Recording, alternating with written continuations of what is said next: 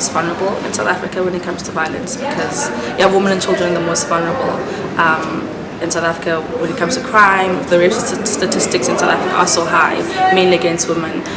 And it's actually quite startling because a lot of the cases aren't always reported. So you always just know that it's more exact. The statistics are way higher than they actually show on paper.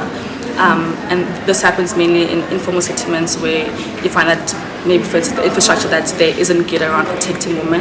So if they're using the toilets at night, for instance, they're not protected, therefore they're most vulnerable to rape, domestic violence affecting South Africa as well.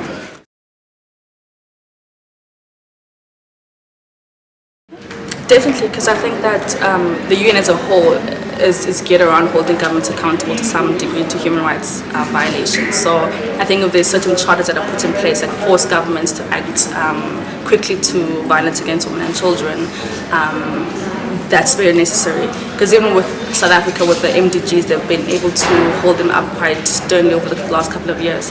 I think that even if the SDGs do feature in women and the violence against women, South Africa will also have to take a footing in that and be more serious about what they're doing, what legislations that they put in place to be able to protect women and children.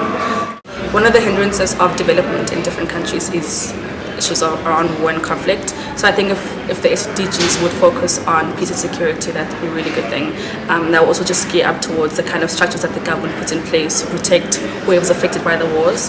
I think a big human rights focus is also very necessary to be put forward in the SDGs, because that's something that I think once governments focus more on human rights, all the laws and the programs that follow will be geared around protecting everyone within the country.